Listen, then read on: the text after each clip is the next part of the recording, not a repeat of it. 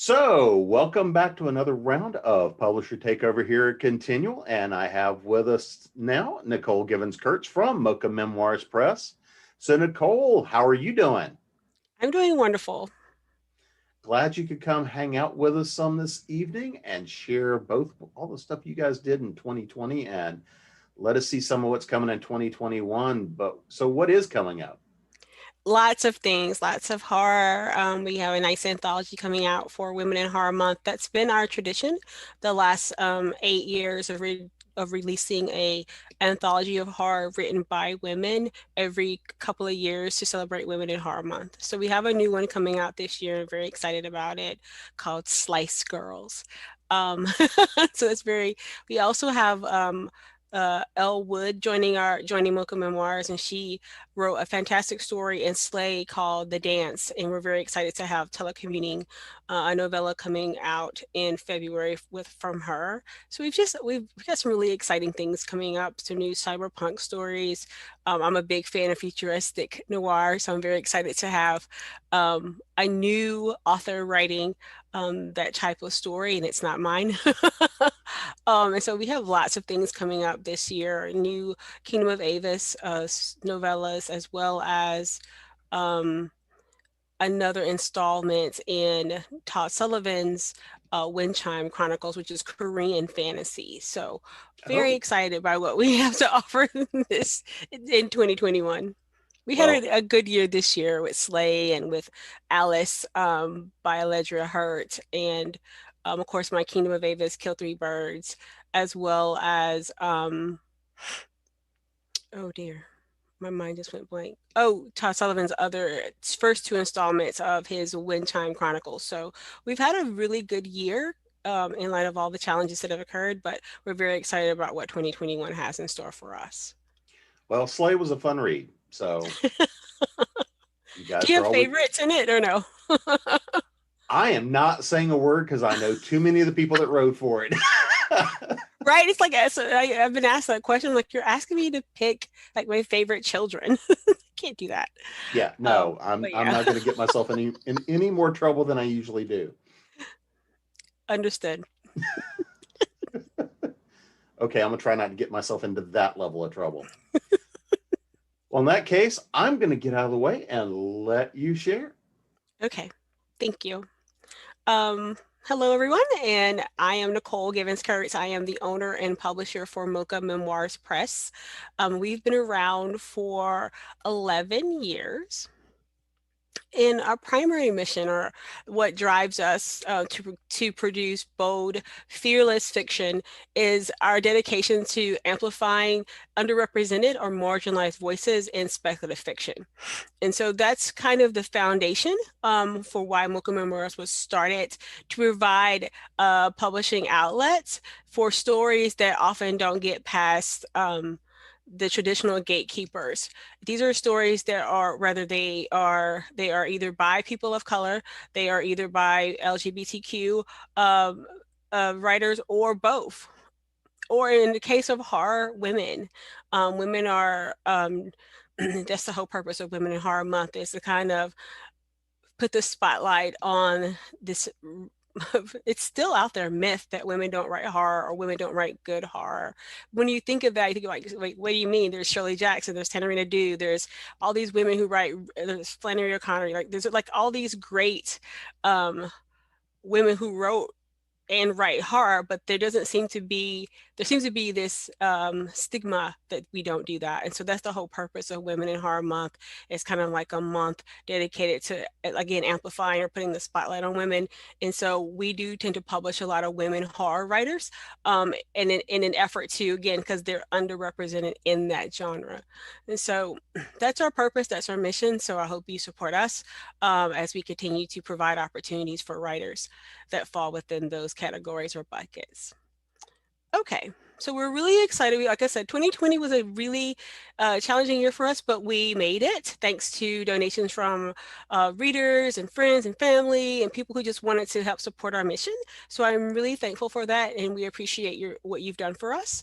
Um, we have a lot to look forward to in 2021, and I'm really kind of excited, so I'm kind of like squirming in my chair, to share with you the next crop of novels and novellas that are coming up the first 6 months of the year. I do encourage you to sign up for our newsletter, because publishing dates tend to change based on edits, based on cover art, based on Nicole being sick. So we tend to, they might slide around a little bit. So the dates here are not set in stone. But if you want to keep up with when stuff is coming out, definitely sign up for our newsletter. You can do that at mochamemoirs.com. All right. So our tagline here at Mocha Memoirs is bold, fearless fiction. You're like, what does that even mean, Nicole? Well, in order to produce some of the works we do that traditional publishers or some publishers, gatekeepers have passed on, you have to be bold. You have to be willing to take risks. And many times small press publishers are the ones that are actually taking those risks in publishing and actually kickstarting trends that you see later on in bigger publishing companies. We're the ones who started some of these things. And so being bold, being fearless, being unafraid to produce stories that don't fall lock in step with the traditional stereotype of what science fiction, fantasy, and horror should be. And so that's what we work toward, and that's what we produce. Okay, so coming up right off the bat, beginning of the year, is a second installment in my Kingdom of Avas series. It is definitely something that may not have made it past a traditional publisher, but it is fantasy, mystery, and Afrofuturism. And so this particular one is the second installment in the Kingdom of Avas series. My hawk, Prentice Tassiva, is assigned to recover an ancient religious artifact called the Five Feather Crown. And so this is my heist novella set in a fantasy setting. We're very excited about it. The cover art was done by Maya Pressler, again, and you see just amazing work. Kill Three Birds is the first story in this series, and it was very popular. It was actually my best-selling title in 2020. All right. We also have coming up and coming down the pike, to kick off Women in Horror Month is Slice Girls. And it's our Women in Horror Month charity anthology. For the last 8 years, we have traditionally put out an anthology that is women focused, or written by women in celebration of Women in Horror Month. We have done that every 2 years. We have titles such as Black Magic Women, The Grotesquerie, edited by Eden Royce. We had Mocha's Dark Brew, which was edited by AC. By Alexandra Christian. So we had a lot of, every couple of years we do one. And so this year we're very excited to have Slice Girls edited by Carmilla Boyce. Um, all the proceeds of this anthology will be donated to a charity focused on women empowerment, which is a different thing for us. We've never had a charity anthology before. And so this is both due for us and something we're quite proud of. So when it comes out, definitely get yourself a copy. I love this cover, by the way. This cover is amazing. And help support us there to like not only amplify women in horror, but also help us donate money to charities that support empowerment for women. All right. Next on the line, possibly the end of February, maybe sliding a little bit more into March, we have Telecommuting by L. Marie Wood.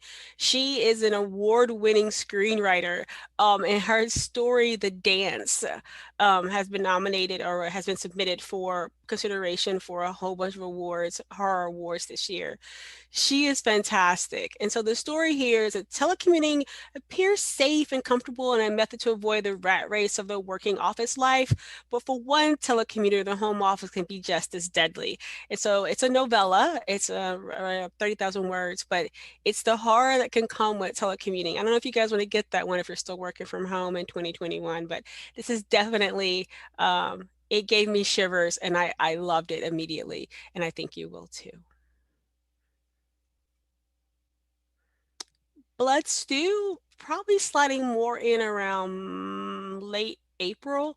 It's a fantasy, a Korean fantasy, and it is the third and last installment in the Windchime Chronicles by Todd Sullivan. So if you read Hollow Men or if you read There Will Be One, this is the third book in that series. The other two were novellas. This is a full-fledged novel to wrap up the last the Windchime Chronicles, and it continues the exploration of the elf Windchime and her assistance in her quest for various heroes from their kingdom as they go about trying to seek glory.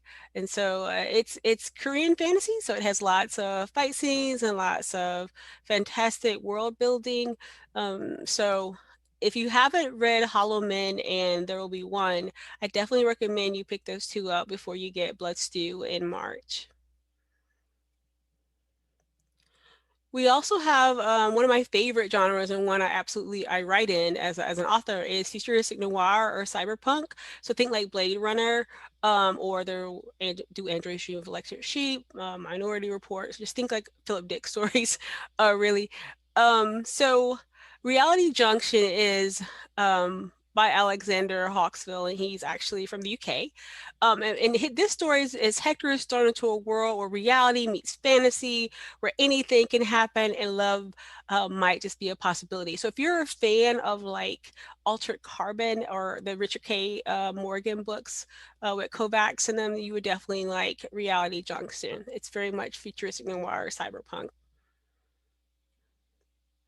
Next, we have another horror title. This one is more like a thriller horror, I think like kind of X-File-ish, Kolchak type of story where Harry Resnick is in Des Moines. This one's set in Iowa, which we didn't have any story set in Iowa, which I love. Is a homicide investigator, and he works with an FBI agent to solve the mystery of killer shadow creatures. And so they find an ancient book and secrets. And so even though I have horror here, it's more of a supernatural thriller. It's called Night Shadows, and that'll come out right before summer. So give you some cool chills right before the summer heat. And in June, probably the 1st of July, we'll have the last of the Kingdom of Avas books. So my trilogy will come to an end. The first three books in that series will end in July, with the third installment coming out in probably July 1st. And so the apprentice for this book will be Apprentice works with the Order, that has revealed her work with them has revealed like a rage that she hasn't expected. And as she peels through like the underbelly of this governing body, what she realizes that it's not, of course, any government agency isn't what you think it is when you get down to the underbelly and the nitty gritty. So when dozens of hawks disappear one evening, Prentice, along with her fellow investigative hawks, must work together to have their daughters returned. Because in the Kingdom of Avis, the ability that the hawks have to see the unseen is passed down through the mother. And so the daughters of hawks they're not allowed to go to school. They're all trained at home and then they're sent to university when they get old enough. But the mothers do all the homeschooling and training before, because they're going to go directly to work for the order right after they get out of college. And so it's not they have no other purpose. And then once they are retired from the order, then they are allowed to have a family and reproduce. By then they're blind because their abilities over time renders them blind. So that's the third book in the Kingdom of Avis series that'll be out the July 1st, end of June, July 1st. And so thank you for your participation in watching today. Those are all the exciting titles we have for 2021, the first half of 2021. Again, stay tuned by signing up for our newsletter at our website to stay up to date on what we have coming later in the year from July on, and to keep abreast of any changing dates and publication of titles. Thank you. Well, Nicole, thanks for coming in to hang out with us. It's always good to see you, and hopefully we get to see you too in 2021 with some of the fun stuff coming up, and hopefully actually get to hang out in person again. Oh, that would be great. I miss you. Miss hanging out with you too. I miss people. I miss cons like a lot. I miss conventions. I didn't think I would, and I feel bad that I took conventions for granted. I won't do that again. Well, even if once we start being able to play in person again, ConTinual will continue to be here because, well, we can have a lot of fun here as well and reach a bunch of people that aren't going to be making all the local conventions we're at. Right. Love it. Well, I appreciate you coming to hang out and can't wait to see the new stuff from Mocha Memoirs. And of course, we're going to have you here all the time with each of the new releases. In fact, I think we've got one coming up for you in next week, if I remember right. Yes. Thank you. So we'll see you again soon. All right. Bye.